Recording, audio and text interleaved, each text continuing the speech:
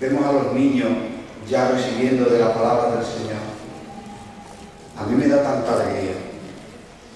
Sé que los tiempos y los planes de Dios son así y no hay que preguntarle por qué, pero a mí me hubiera gustado ser un niño de la escuela bíblica, un niño de la escuelita dominicana, un niño instruido en los caminos de Dios. No me quejo. Quizá hoy soy como soy, o veo las cosas como las veo, o el Señor ha hecho conmigo lo que ha hecho y todo lo anterior fue utilizado por Él. Más que pensar retrospectivamente, me interesa pensar hacia adelante para proseguir a la meta superior. Yo quiero hablar sobre un libro que muy poco he predicado. Muy poco. Alguna referencia porque es obligada, pues si no la escritura no está completa, pero muy poco he predicado sobre ello. Y sin embargo, me siento tan a gusto, tan bien, tan parte de esta congregación y de este pueblo, que sí tengo un llamado de Dios a empezar a predicar más sobre el libro de Apocalipsis. Yo lo he leído, lo he meditado, lo he tenido en cuenta, pero no le he dedicado el tiempo a predicarlo. Y Dios está abriendo mis ojos y mi corazón hacia la necesidad de ministrar Apocalipsis. Así que voy a comenzar obedeciendo ese mandato entre vosotros. ¿Os parece bien? Amén. Gracias al Señor, a la Iglesia y a sus pastores que me han dado este privilegio de poder estar aquí. No lo sé por qué, pero desde que el pastor Juan me comunicó de contar conmigo, me puse a orar porque sentía que iba a haber lucha e impedimento para que yo estuviera aquí. Personalmente para conmigo no ha sido tanto, pero quizá no es porque oré, o a lo mejor los impedimentos han sido de otra índole. La cuestión es que yo estoy siendo bendecido por el Señor desde que llegué. Y esto no ha hecho más que empezar. Sin más preámbulo, abramos la palabra del Señor en el primer capítulo de Apocalipsis.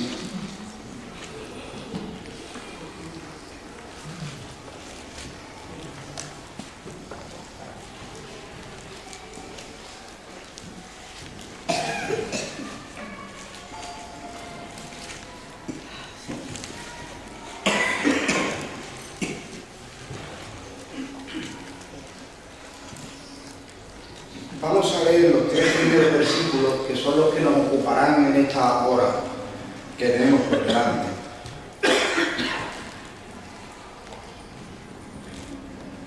¿Lo tienen todos? La revelación de Jesucristo que Dios le dio para manifestar a sus siervos las cosas que deben suceder pronto. Y la declaró enviándola por medio de su ángel a su siervo Juan, que ha dado testimonio de la palabra de Dios y del testimonio de Jesucristo y de todas las cosas que ha visto. Bienaventurado el que lee y los que oyen las palabras de esta profecía y guardan las cosas en ella escritas, porque el tiempo está cerca. Gracias, Señor. Este libro trata sobre la gran revelación.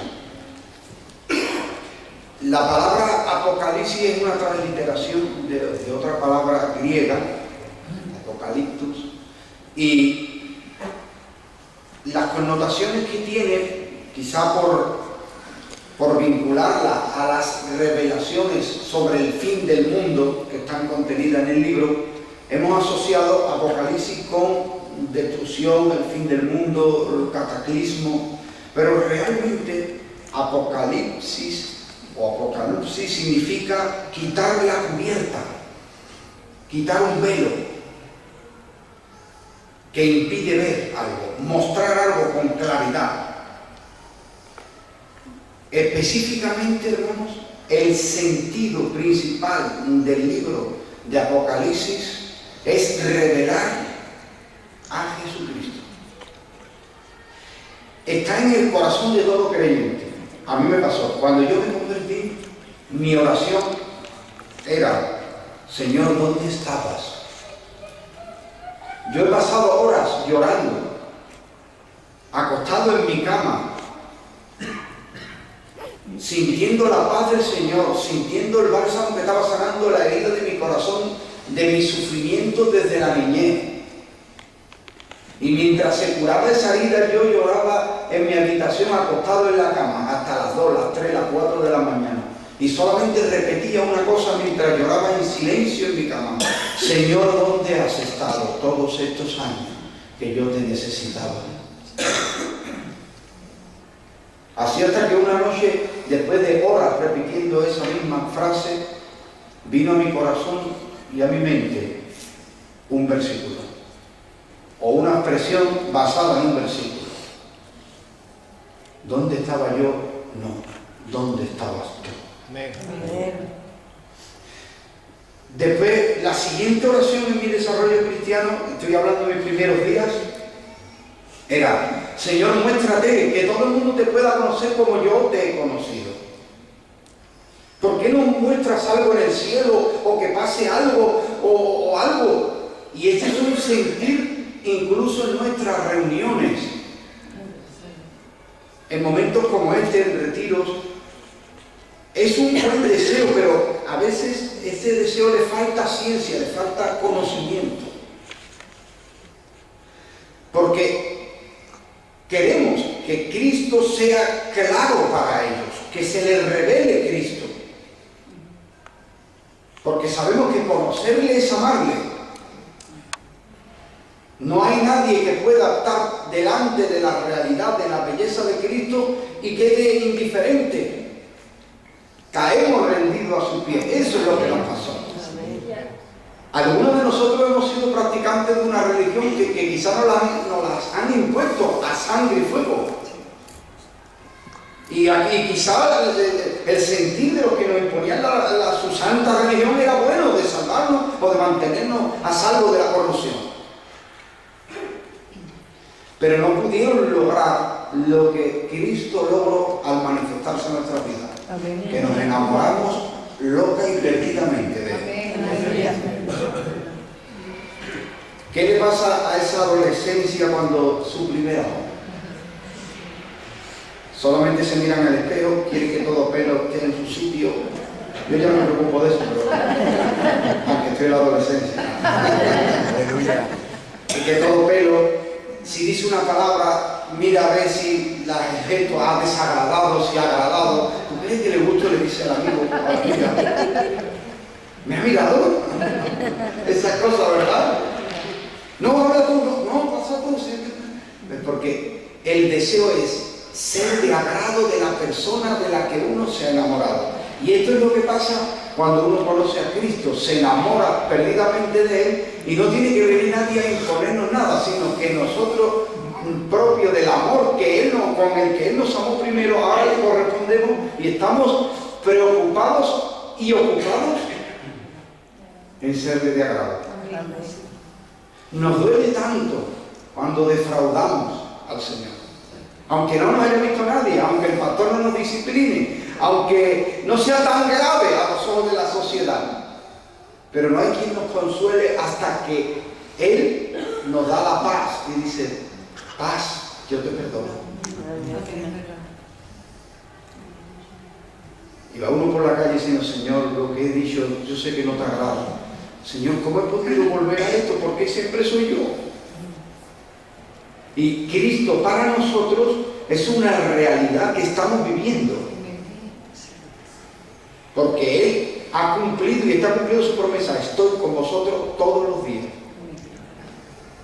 Porque hemos recibido el Espíritu de Cristo.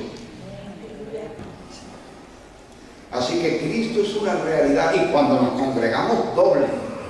Porque como individuo, dice el apóstol Pablo, el que se une al Señor, un espíritu es con Él. Así que esta es la primera realidad de la presencia de Dios. Al haberle recibido, hemos sido hechos hijos de Dios y hemos sido unidos a Cristo. Pero la segunda realidad de su presencia es en la congregación. Por eso yo no puedo comprender personas que digan mantener una relación con Dios y no estén viviendo una vida de congregación. Sé que el mundo laboral está difícil, sé que los horarios, sé que el cansancio, las distancias y tantas cosas, pero de alguna manera nosotros anhelamos la presencia del Señor en la congregación, porque esta es la segunda parte de esa presencia prometida, que dice: donde estén 2 o 3 reunidos en mi nombre, yo estoy en medio de ellos. 2 o 3, no necesita 200 ni 800 para pertenecer a determinadas organizaciones cristianas. Hay que tener un mínimo, si no, no cuentas para ellos. Y yo lo puedo entender, por lo que sea. Pero Cristo no necesita más que 2. Necesita más que 2. Pero a lo menos que uno de ellos sea pastor, ¿no? Uno de los 5.000, para que sea la congregación. Porque bueno, yo con mi esposa oramos, pero ahí yo no soy el pastor, yo soy el marido de ella, es la esposa, y los hijos, y oramos, pero eso es el núcleo familiar. Pero para que exista la congregación, a lo menos que exista un pastor, uno de los 5 ministerios que ha recibido una capacidad dada por el Señor, que subió a lo alto, llevó cautiva a la cautividad y repartió dones a los hombres. Y esos dones han capacitado a 5 ministerios, aunque cada uno de esos ministerios tiene quien les ayude. Personas que en un momento dado están siendo formados y preparados y capacitados para en su día acceder a uno de estos 5 ministerios. Así que esa sería la realidad de la presencia de Cristo en el creyente, primero en su vida personal y segundo en la vida de congregación. Pero anhelamos que ese Cristo sea revelado y manifestado al mundo, porque queremos que crean y se salven. Y sin darnos cuenta queremos adelantar los tiempos. Entonces Apocalipsis significa dar a conocer a Cristo. Leamos un momento Apocalipsis 19:10 para confirmar esto.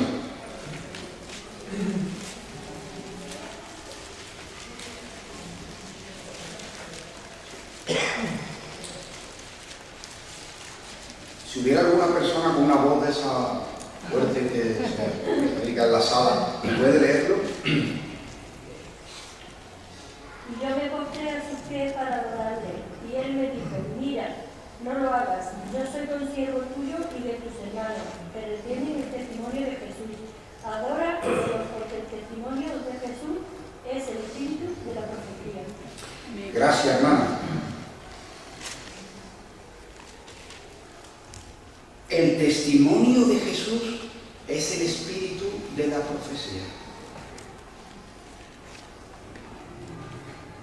Santiago utiliza una realidad del mundo físico para hablar de una realidad espiritual y dice: el cuerpo sin el espíritu está muerto. O sea, el espíritu es el que da vida, como dijo el Señor. La profecía es de Dios y tiene una esencia y tiene una dirección y tiene una vida: revelar a Cristo. El espíritu de la profecía es Cristo. Queridos hermanos, préstenme atención a esto, porque hay mucho pueblo que sin darse cuenta está perdiendo el norte. Desde el capítulo 3 de Génesis, de la caída del hombre, donde se hace la primera profecía hecha por Dios mismo a la mujer, diciendo que de la simiente de una mujer, y qué curioso que no le dice al hombre, porque Cristo es simiente de mujer. De la simiente de mujer vendría uno que destruiría la autoridad del enemigo que tomó señorío y dominio sobre el hombre a través del pecado. Desde ese primer anuncio, de esa primera profecía, hasta el final, que es Apocalipsis, el espíritu de la profecía ha sido, es y será hasta que las profecías terminen, porque terminarán, apuntar a Jesucristo, por lo cual toda profecía que no apunta, que no revela, que no manifiesta, que no exalta, que no aclara a Cristo, es de dudosa procedencia. Y creo que no debo, ni es necesario abundar más, porque siento que el auditorio entiende lo que estoy diciendo. Hay sitios, hermano, pues lo digo con dolor de corazón, que yo digo una cosa como esta y lo siguiente tengo que salir corriendo por la puerta, porque aumentaría la presión y la tensión en la atmósfera y digo, espérate, ahora voy a contar un chiste de estos sevillanos que va un poco la tensión y seguimos. Pero aquí no, porque yo siento que Cristo está aquí en el medio. Amén. Siento que Cristo es el centro de los que estamos aquí y de esta congregación y del ambiente. El Señor es el dueño de esta ambiente. Gracias, Señor. Gracias, Señor. Y a nadie le molesta que yo diga una cosa como esta. Toda profecía o revelación debe apuntar y señalar a Cristo. Amén. Si no lo hace, peligro. Peligro. Así que Apocalipsis, revelar, desvelar, mostrar algo oculto, se enfoca de una manera directa a la revelación de Cristo. Pero el libro de Apocalipsis tiene dos niveles de revelación y dos tiempos de revelación de Cristo. Uno a la iglesia, por eso hay el mensaje a las 7 iglesias de Asia, que eran reales, eran iglesias de ese tiempo, del tiempo de Juan, aproximadamente el año 96 después de Cristo.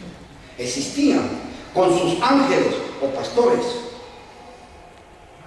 Pero al estudiarla con detenimiento y estudiar la historia de la iglesia, vemos que las 7 iglesias de Asia Menor son representativas de la iglesia del Señor y de las congregaciones a lo largo de la historia del cristianismo y a lo largo de la geografía mundial.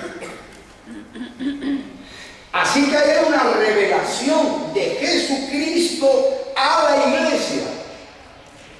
Pero un momento, ¿la iglesia no le conoce? Me dirá alguien, pero hermano, ¿no me has dicho ahora que Cristo es una realidad para nosotros? Sí, realmente lo es. Pero pensemos en esto. En los evangelios, Cristo aparece como el siervo sufriente del Señor. ¿Cierto? De tal manera que lo más prominente de los evangelios es la pasión y muerte de Cristo. La religión tradicional, que tiene aún menos conocimiento que nosotros. Nosotros no podemos ir por la vida como si conocemos todo del Señor, porque eso no es. Esa no es la actitud. A partir de esa actitud dejamos de crecer y dejamos de mejorar. A partir de que pensamos, yo tengo la verdad, solo tengo completa. A partir de ahí ya no creceremos más. Sino que nos corromperemos porque seríamos agua estancada, que al no ser renovada entraríamos en ese orgullo espiritual, en esa cosa que ustedes ya han visto, como lo que hace es provocar un rechazo, no de Cristo. Yo creo que no hay persona humana que rechace a Cristo si le conociera. Amén. Pero sí se produce un rechazo de mi persona o del Cristo que yo estoy representando, que es otro.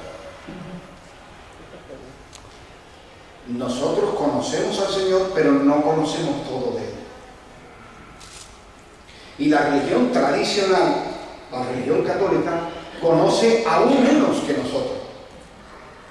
Y la iglesia tradicional, y cuando hablo de iglesia tradicional me refiero a esas personas que están buscando a Dios de alguna manera, pero no saben cómo, lo están siguiendo según la costumbre y la cultura de su pueblo. Pero de alguna manera están buscando a Dios. Yo recuerdo a mi madre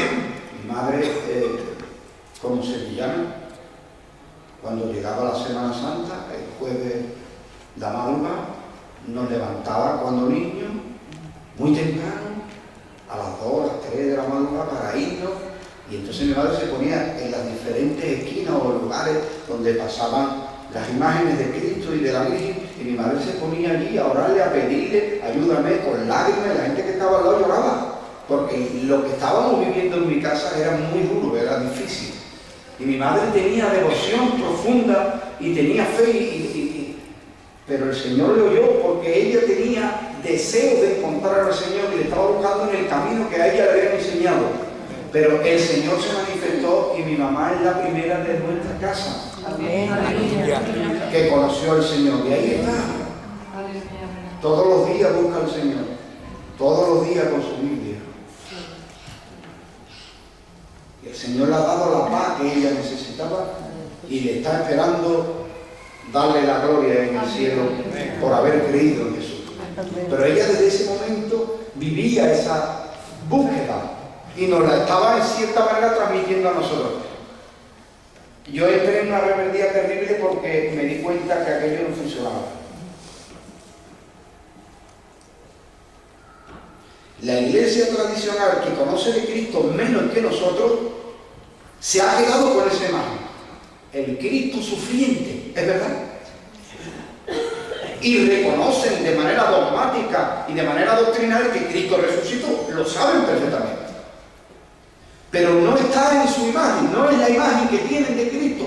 Lo que se ha quedado impresionado es lo prominente en el Evangelio, el Cristo sufriente, el siervo obediente, sufriente de Dios. El libro de los Hechos, para el pueblo en masa de la religión tradicional, no existe. No existe. El libro de los Hechos nos revela al Cristo resucitado, ascendido al cielo, y cómo se quedan los apóstoles. Y le tiene que decir un ángel, no estéis así, volverá.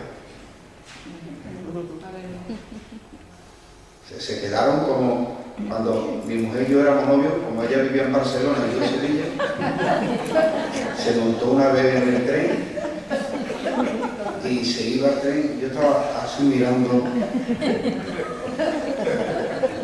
y un pastor que había al lado, un pastor que en ese momento me mira y dice, hermano, que va a derretir el cristal.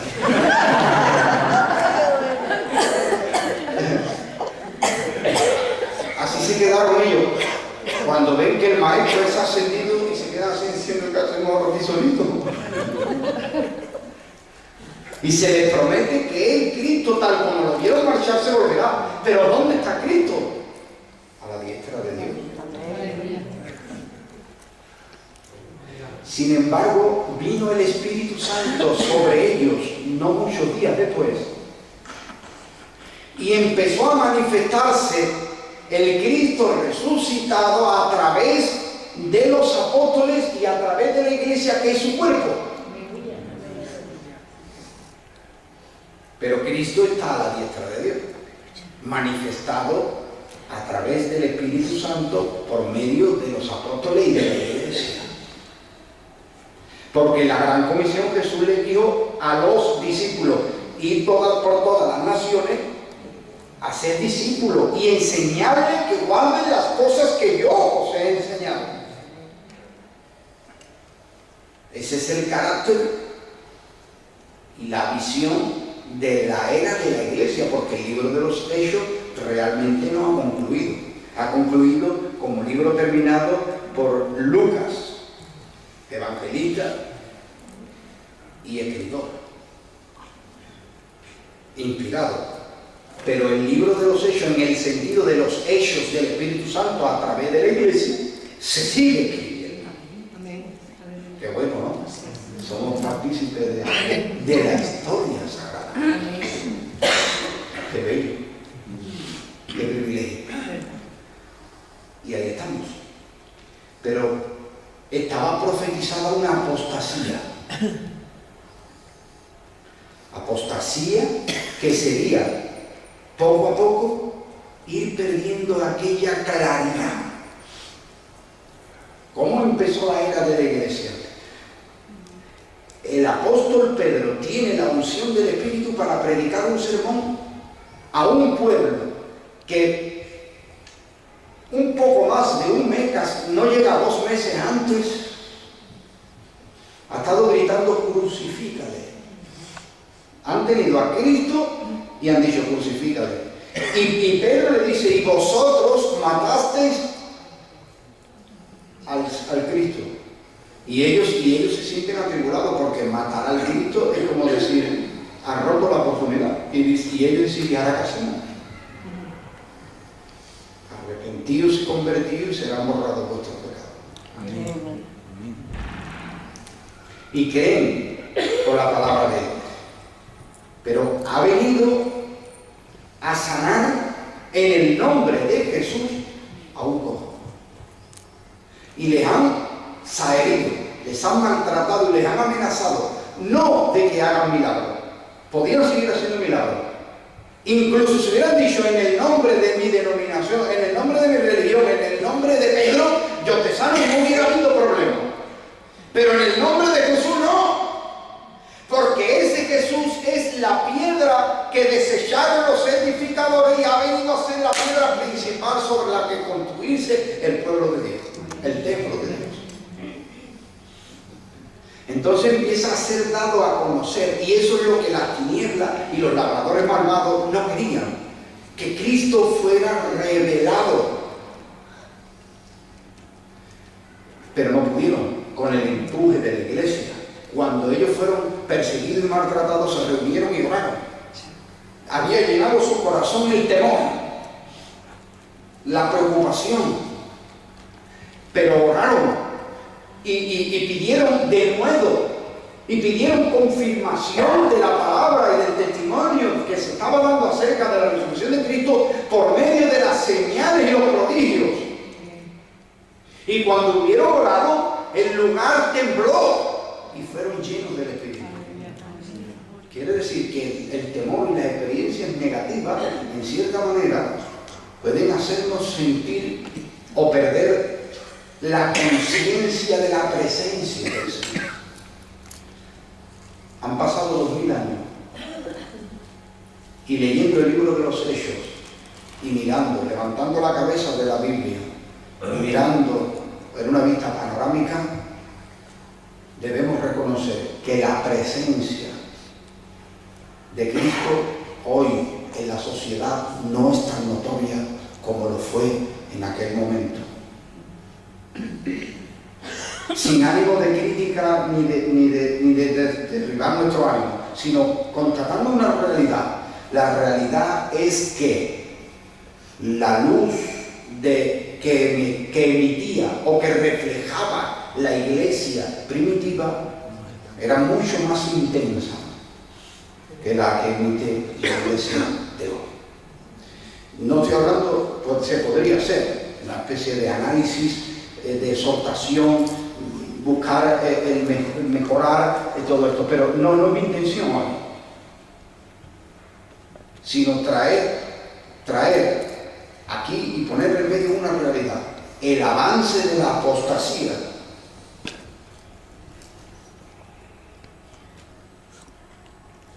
que está profetizado.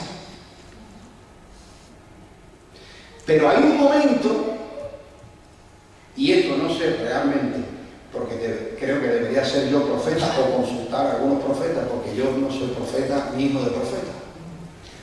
Pero es posible que antes de la venida del Señor, que sería la revelación al mundo donde todo ojo le verá, una primera revelación a la iglesia, a la manera que lo hace con las 17 iglesias de Asia. Así que Apocalipsis trata de dos aspectos de la revelación de Cristo. La revelación de Cristo a la iglesia ejemplificada o representada en las 7 iglesias de Asia, y la revelación al mundo. La revelación a la iglesia es como advertencia.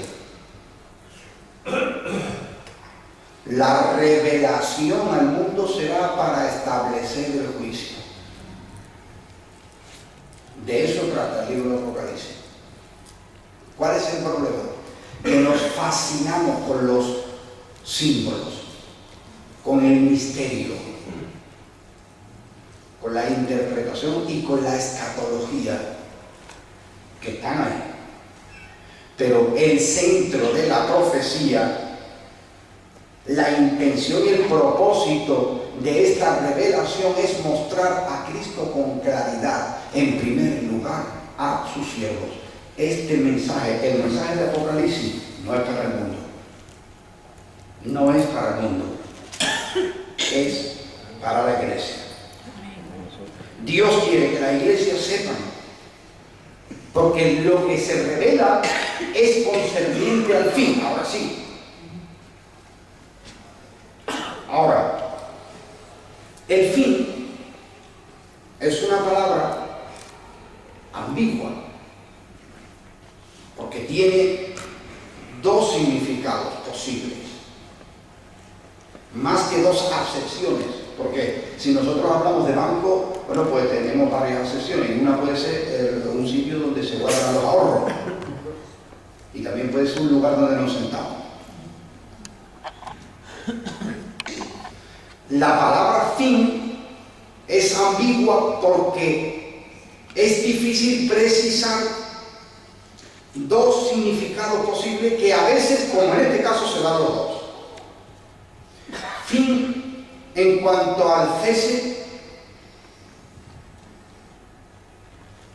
y fin en cuanto a la meta finalidad. El fin de los tiempos sería el cese del tiempo. Ya no se contará más el tiempo. Fin de los tiempos. La finalidad por la que transcurrió el tiempo. ¿Me estoy yo explicando? Esto lo entendemos en la vida del cristiano cuando leemos Romanos capítulo 8 y dice que sabemos que los que aman a Dios, todas las cosas les ayudan a bien. Esto es, a los que conforme a su propósito son llamados. O sea, hay un propósito de Dios en nuestra vida. Él nos llama a ese propósito y a partir que nosotros hemos entregado toda nuestra vida, las cosas que ocurran, dulces o amargas, que comprendemos, que no comprendemos, que duelen o que no duelen, de éxito o de fracaso, todo va a conducirnos hasta ese propósito que Dios tenía establecido. Y si eso ocurre con una persona, también ocurre con la humanidad entera. Nada de lo que ha ocurrido en la historia de la humanidad ha escapado del control y de la jurisdicción del Señor.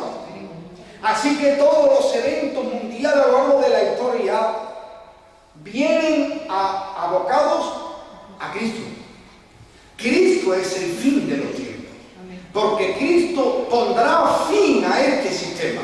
Cristo pondrá fin a este mundo. Cristo pondrá fin a esta espera, porque le estamos esperando a Él. Pero los tiempos han ido llevando a la humanidad de una manera ineludible hasta Él. Unos para adorarle por la eternidad, otros para lamentar. Porque cuando Jesucristo habla del fin, lo hace en una parábola de la siega. La siega es el fin del siglo. La cosecha se sembró, se regó, se esperó, maduró, el sol hizo dorar la espiga y cuando llegó el tiempo, llegó la siega y todos fueron cortados. Y entonces una cosa fue separada de la otra y una cosa llegó a su destino y otra al suyo. ¿Verdad que sí? Eso es lo que estamos esperando y eso es lo que se revela en Apocalipsis. Ese es el centro y el corazón de Apocalipsis. Porque esto trae consuelo al que está esperando al Señor. Podemos notar cuatro cosas en cuanto a la revelación. Uno, dada por Cristo mismo. Mire el versículo 1. La revelación de Jesucristo que Dios le dio. La revelación es de Jesucristo. ¿Quién es el autor del libro en realidad? Cristo.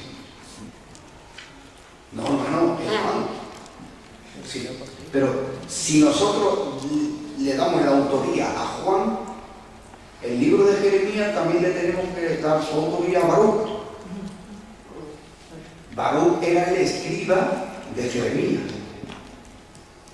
Jeremías recibió las revelaciones y Baruch las registró. El apóstol Juan recibió una revelación que le dio Jesucristo y la escribió. Esto es importante, porque si estas cosas del principio no se comprenden, jamás se comprenderá el libro más difícil de toda la Biblia. Realmente, para poder comprender sin cometer grandes errores Apocalipsis, hay que conocer la escritura completa. Ese es uno de los motivos por los que yo no le he dedicado a la predicación de Apocalipsis, porque considero que todavía me falta mucho que aprender. Pero estoy privándome a mí y privando a la iglesia de una bendición.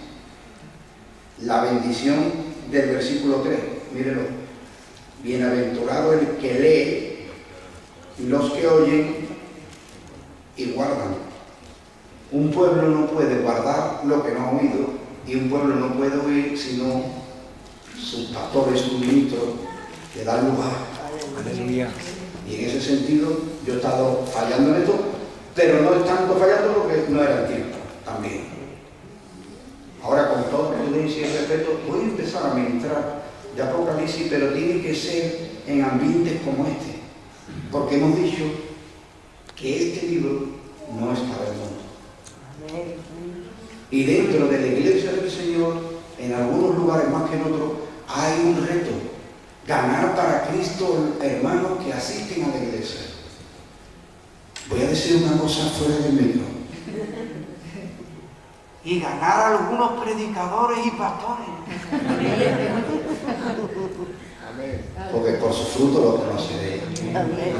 Cuando uno le dice, qué preciosa naranja, qué precioso naranjo, y la gente que le dice, no. No, pero le hemos pintado de naranja a la piel.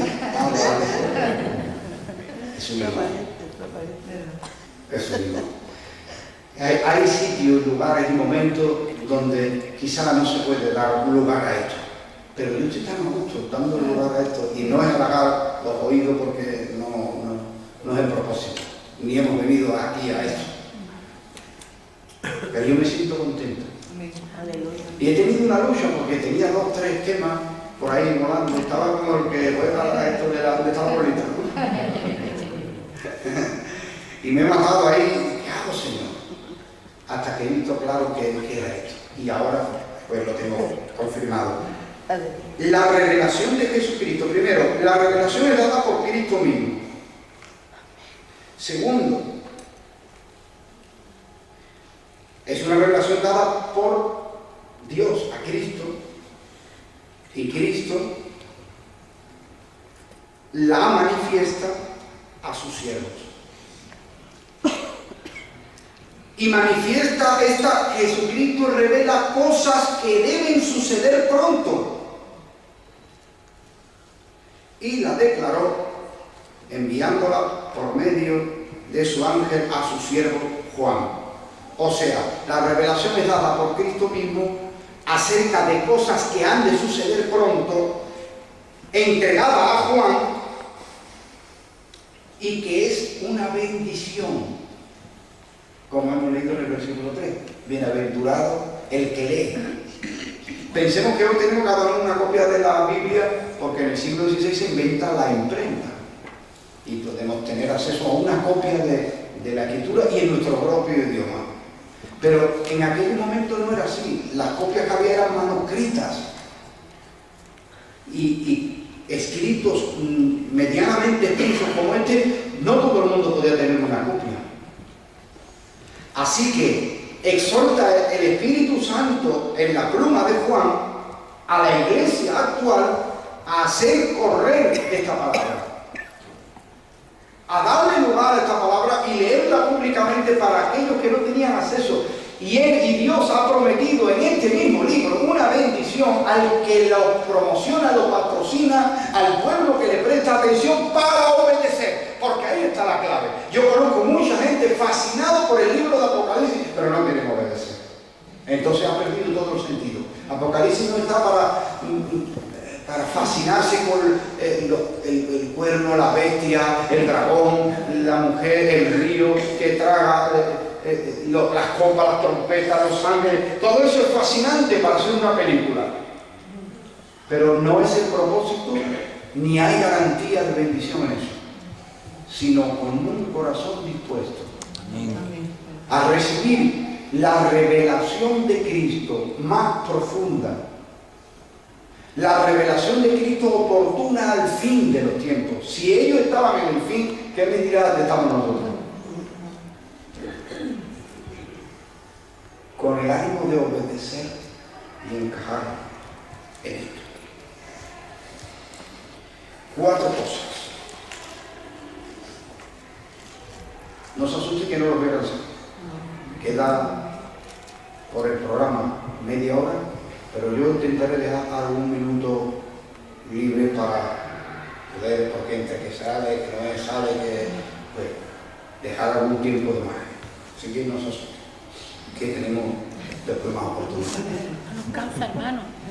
No nos podemos cansar de escuchar la palabra del Señor. Amén. No me digas eso de su iglesia. No, porque está allí mi jefa que me tira el zapato cuando vengo ya. Por favor, no. Ya digo, vale. Bueno, la revelación por Jesucristo, pero dada por el Padre, eso hay que notarlo. Por favor, leamos Marcos 13:32.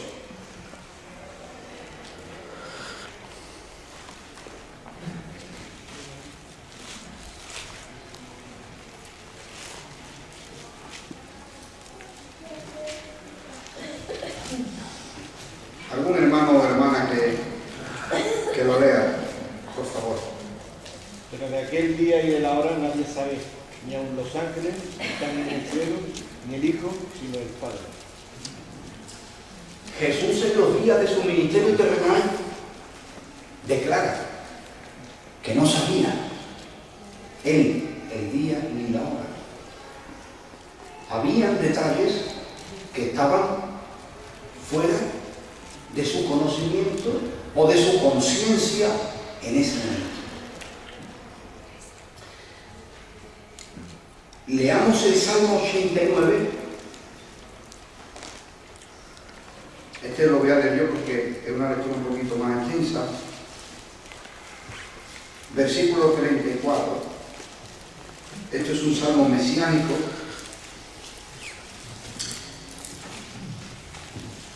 Vamos a ver Salmo 89, versículo 34 al 37, y ahí vamos a ver el pacto incondicional.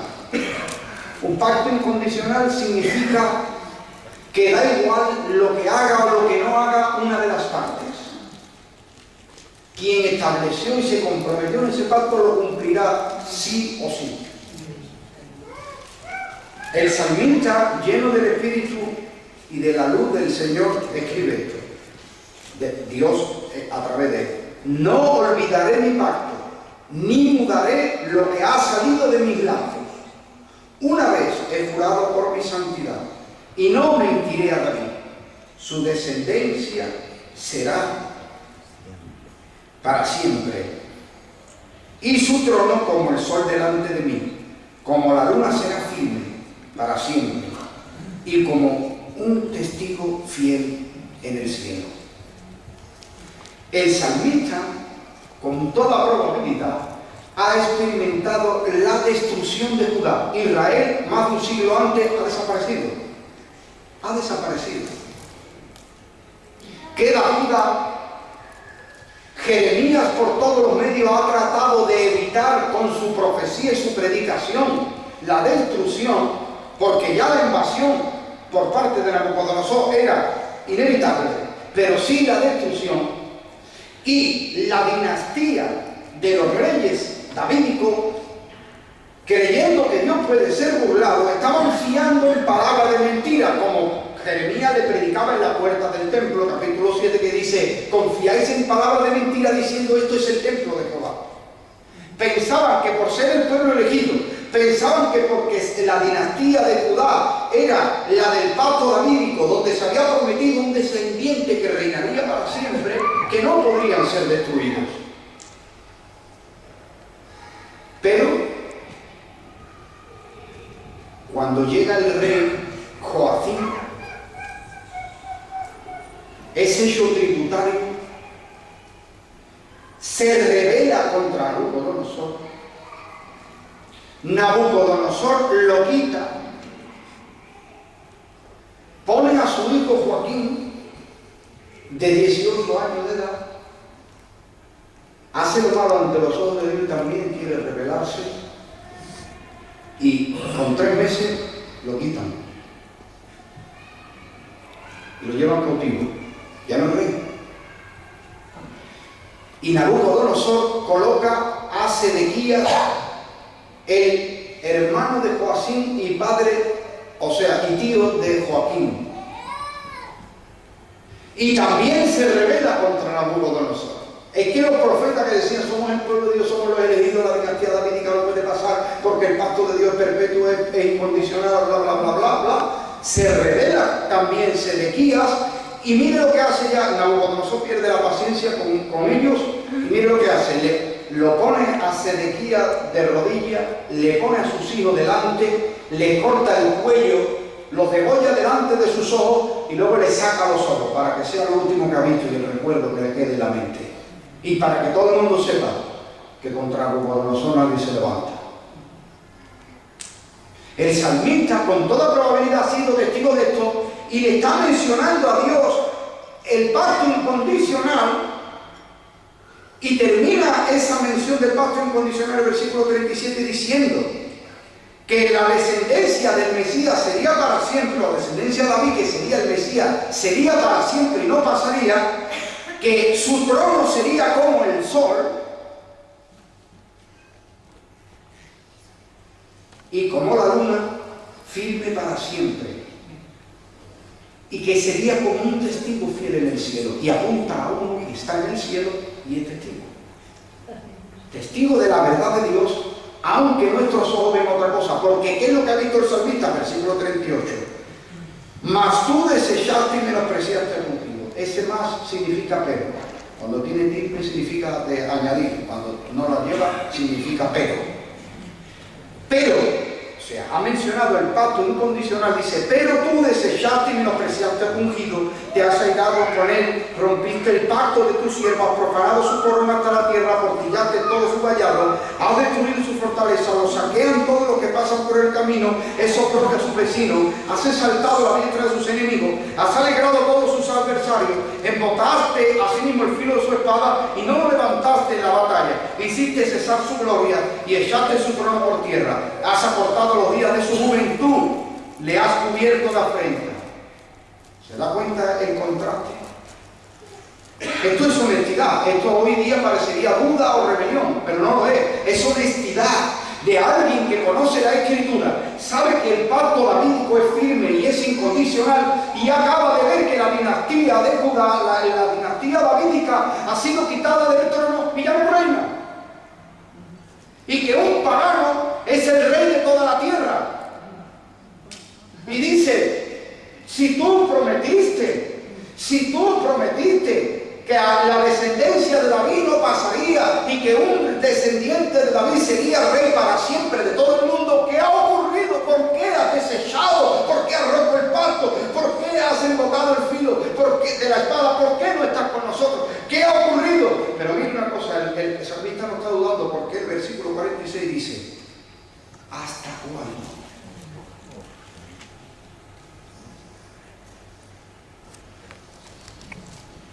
El fin de los tiempos. Yo no sé, parece que me pierdo, pero en verdad no me pierdo. Bueno, ya lo estoy volviendo. La desolación ante la derrota del aparente plan de Dios hace que el salmista se preocupe, pero como está lleno del Espíritu y le está usando Dios para dejar una enseñanza, porque esto es un masquil, es un salmo didáctico, para enseñar a todo aquel que parece ser, que parezca ver la derrota, que parezca ver que el plan de Dios se ha frustrado, demostrado que parezca que el mal está triunfando, no, porque es cuestión del tiempo. Hay tiempo, y hay un tiempo donde Jesucristo se va a revelar, tomará el control, el gobierno y el señorío de toda la tierra, y Él entregará a su Padre el reino. El salmista pregunta, ¿hasta cuándo? Y esta misma pregunta le hacen a Cristo y le dicen, ¿cuándo? Y Él les dice, estas cosas están en la sola potestad de mi Padre, ni siquiera yo lo conozco. Voy a contarles algo para que puedan visualizarlo de manera gráfica. Ustedes saben que Israel conquistó la tierra prometida a través de Josué. Josué conquistó, hizo 3 campañas, una por el centro, otra al sur, otra al norte y otra al sur. Y conquistaron la tierra, repartieron la heredad. Pero había muchas poblaciones y lugares donde todavía los enemigos no habían sido derrotados ni expulsados. Y ahora era la responsabilidad de cada tribu y casi de cada familia. Porque Caleb, con 85 años, le dice a Josué, dame ese monte. Y fue allí y derrotó a unos gigantes hijos de Aná, él solo con 85 años. Dice, todavía tengo más fuerza que antes. Aleluya. Nadie se me sienta viejito aquí. Aquí no somos viejos de nada. Tenemos toda la eternidad aquí para adelante. Estamos empezando, ¿no? Que nadie se me sienta viejo. Estamos empezando el plan de Dios en nuestra vida. Ahora es la responsabilidad de cada cual conquistar su territorio. Algunos sitios quedaron sin conquistar. ¿Y saben un sitio que quedó sin conquistar? Jerusalén. Que en aquel tiempo se llamaba Jebús. Y la tenían los jebuseos. No les voy a llevar la cita bíblica en Josué y todo porque ya se me va a acabar el tiempo. Y quiero terminar dejándoles esta imagen gráfica ahora. El que conquistó Jerusalén fue David. Desde Josué hasta el rey David nadie lo conquistó, ni Saúl tampoco. David es el ungido de Dios, prototipo de Cristo. Y David es rey, pero en su corazón arde por ser sacerdote, pero tiene respeto porque sabe que para ser sacerdote hay que ser descendiente de Leví. Y aquí hay como una especie de incompatibilidad entre el sacerdocio y la corona. Para ser rey hay que ser de Judá porque es la casa de Judá la que fue elegida, profetizado por el patriarca Jacob, que dijo que vendría el libertador de Judá. Señalado ya por Dios la tribu de Judá, de donde vendrá el rey. Pero estaba el sacerdocio también señalado a través de Aarón en la casa de Leví. Así que ser rey y sacerdote era de una forma incompatible. Cristo es rey y es sacerdote, sumo sacerdote. Amén. Amén. Mire, ahora David, ya saben que conquistó Jerusalén y quiso trasladar el arca que había estado olvidada por muchos años y quiso trasladarla a Jerusalén. Quiso hacer de Jerusalén la capital y el centro de la vida social, política y religiosa de Israel. Él quiso establecerse y aquello se llamó la ciudad de David, Jerusalén. Y quiso poner su trono allí, pero quiso poner el trono de Dios allí. El arca, recordemos la toma de Jericó. En la toma de Jericó hubo un desfile militar que se solía hacer para tomar posesión de un lugar ya conquistado.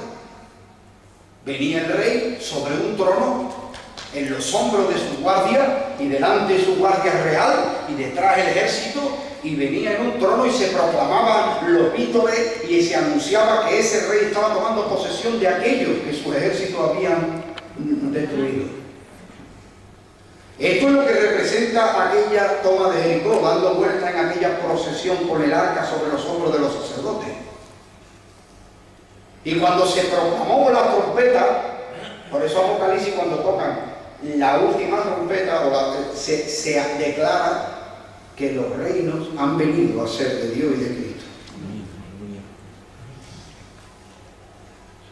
Aquello era un desfile militar y el rey en su trono. Y el arca representa a Cristo. Ahora, cuando David trae el arca a Jerusalén,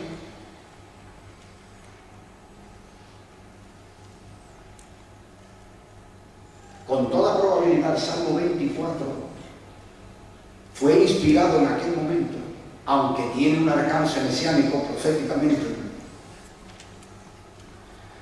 Cuando llega el rey David, llega vestido, porque no sé por qué la tradición nos dice que venía desnudo, semidesnudo o cosas de ¿vamos amigo? Pero si leéis la Biblia, no me haga caso a mí, ahora en un rato libre, lo busca en la Biblia. Si lo lees, verás que David estaba vestido de lino.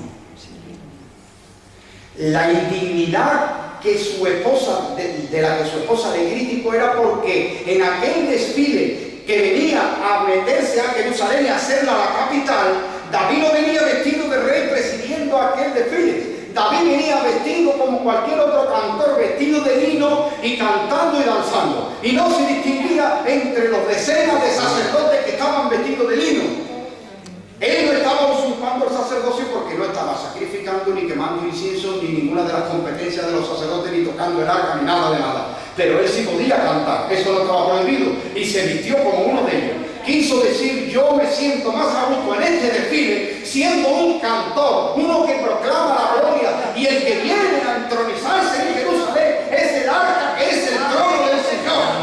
La gloria para el que vive. Pero una cuestión. El arca no venía porque estaba prohibido por Dios que el arca fuera expuesta a los ojos del pueblo, ni de nadie, ni siquiera los levitas, ni siquiera los sacerdotes. Los sacerdotes tenían que tapar el arca vueltos de espalda con diversas pieles, y la última es una piel de animal de tejón. Y entonces los levitas, ya tapados, sí podían cargarla sobre sus hombros. Así que cuando llegan a Jerusalén, lo que se ve no es un trono ni un arca de oro, el oro está dentro. Lo que se ve es una piel de animales, y ahí no se sabe si lleva un ataúd sobre los hombros, si lleva un animal muerto, no se sabe qué lleva. Le veremos sin hermosura. Cuando Jesús entró en Jerusalén, entró humilde, salvador, en un pollino, hijo de asna. Pero cuando él entró, no sé por qué, el pueblo, sin tener conocimiento de nada, creo que por el Espíritu empezó a clamar Hosana, que significa sálvanos, sálvanos, sálvanos, sálvanos. El rey entró a Jerusalén para dar su vida y salvar al pueblo. Así que el Salmo 24 dice, de Jehová la tierra y su plenitud, el mundo y lo que en él habita, y ahora hace un reto: ¿quién subirá al monte santo de Dios? ¿Quién puede presentarse delante de Dios y permanecer delante de él? Y no hay nadie. Entonces el mismo Salmo dice, hablando de Jesucristo, que es el Rey de la Gloria, dice el Salmo: abrid puertas, abríos puertas, para que entre el Rey de Gloria. Me parece ver al rey David vestido de sacerdote y los guardas de la puerta de Jerusalén no sabe quién es el rey, y me parece ver a David llegando ante aquella puerta y decir: abridle las puertas al trono de Dios. Se abrió aquella puerta para que entrara el arca de Dios y se estableciera en Jerusalén. Una vez que llegó allí y entró a su lugar sagrado, se quitaron las cubiertas. Quiero decir con esto, el pueblo tenía los ojos velados, y los mismos guardias tenían los ojos velados de quién era el Rey de la Gloria. Jesucristo vivió entre nosotros como un hombre cualquiera, porque era un hombre en toda la extensión de la palabra, sin dejar de ser Dios en la plenitud de la deidad que habitaba corporalmente en él. Era ese arca cubierta de pieles. Pero cuando llegó al cielo, allí venía despojado de todas las pieles, de toda cubierta. El Padre le elevó en dignidad y lo sentó a su diestra. ¿Y sabe qué le dijo? Siéntate a mi diestra. Hasta. Otra vez la referencia del tiempo. Pregunta el salmista: ¿hasta cuándo, Señor? ¿Has desechado la descendencia davídica y ya no habrá rey de David que se siente en el trono para siempre? Cuando un pagano se ha hecho el dueño de todo el mundo conocido. ¿Hasta cuándo durará eso? Y le preguntan a Jesucristo: ¿cuándo será el fin? Callado, porque esa revelación está en la potestad de mi Padre. ¿Y qué es lo que ocurrió? Que cuando Cristo llegó sin cubierta ninguna, glorificado por el Padre, elevado en dignidad y le sentó a la diestra, le reveló el fin de los tiempos. Y Él se lo mostró a Juan para que nosotros sepamos que Él viene. Que todo ojo le verá. Aún los que le han negado y traspasado, y harán lamentación por Él, como cuando se te muere el hijo único que tengas. Esa es la revelación. Esa es la revelación de Apocalipsis. Por eso es bienaventurado el que lo habla, porque transmite la esperanza. No estás derrotado. La crisis económica, los hijos rebeldes, una enfermedad, algo que está, la apostasía que hay, el desánimo generalizado y tantas cosas, nos están haciendo como que parece que el Señor, ¿qué pasa con el Señor? En su debido momento será revelado. A su debido momento. Ahora Cristo para el mundo es como un ataúd que llevamos sobre el hombro, olor de muerte, pero para ellos, pero para Dios y para nosotros es olor fragante, olor de vida en Cristo Jesús. Él ha sido revelado y va a ser revelado. Yo no soy profeta, pero yo tengo una esperanza, porque si no yo le digo, si no, ¿para qué me abre los ojos y para qué me llama al ministerio? Si no hay ninguna esperanza, sino aquí esperar a que venga la destrucción, o que venga el arrebatamiento, o que venga el acontecimiento futuro que sea, y esperar. A mí no me hubiera llamado de predicador ni nada, yo soy un hermano y está. Creo que si nos ha llamado, amados pastores y otros predicadores y hermanos todos juntos, si el Señor ha puesto una llama que arde en nuestro corazón, es que todavía hay tiempo para que la iglesia empiece a ser renovada en esta revelación que apunta a Cristo.